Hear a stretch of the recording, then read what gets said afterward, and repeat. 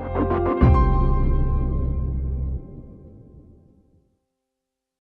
name is Marty Schenkman, and I'm joined by Jonathan Blotmacher, and our topic for this quick video clip is sales to non-grantor trusts. A common estate planning transaction is for someone to sell assets to a trust, and almost invariably that trust is structured as a grantor trust, a trust that's disregarded for income tax purposes to avoid it triggering any gain on the sale. Why on earth would anyone ever want to consider a sale to a non-grantor trust? Because it could trigger gain. Well, one of the reasons may be that you want the gain to be recognized if there is any during lifetime, but not leave a tremendous amount of untaxed gain at the time of death. In addition, if you have a grantor trust, it means any income that's generated from the assets that's sold will be taxed back to the grantor. And some people will feel they just can't afford to do that. Now, there are some ways to work around that. If you put your spouse in, whom you can define as the person to whom you married at the time in question as a beneficiary, the trustee could make distributions to your spouse who could pay the income tax. In addition, you could go to a state like Alaska or Delaware or South Dakota and Nevada and create a self-settled trust that wouldn't be subject to the claims of your creditors and remain a beneficiary of the trust yourself.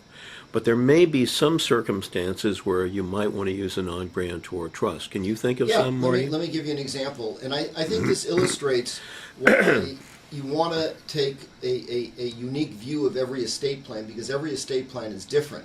So while the clear default answer is if you're doing a large sale transaction, it should be to a grantor trust to avoid triggering gain. If there was a death of a spouse in the recent past, those assets may have already had a basis step up, so there's no gain to really worry about. And if you're going to do a sale transaction, let's say you have a controlling slice or entire ownership of a business, and maybe you sell part that the surviving spouse has to a grantor trust and maybe part to a non-grantor trust, because then those two trusts are so differentiated, it would be more difficult for the IRS to aggregate the two transactions. The trusts are very different.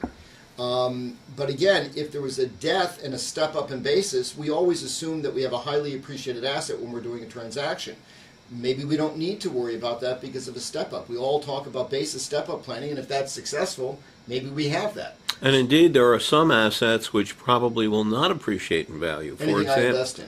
Well, maybe you have a bond portfolio, or maybe you even have an asset which is depreciating in value, like you inherit something like an oil field, and it's going to be declining in value over time. In that case, it doesn't really matter. But I think overall, you're going to be better off considering making it an installment sale to a grantor trust in most circumstances. When you find those one-off situations where you may want, for various reasons, to do a sale to a non-grant, it's almost hard to say it, a non-grantor trust, consider how that also may impact the defined value mechanism that you're using.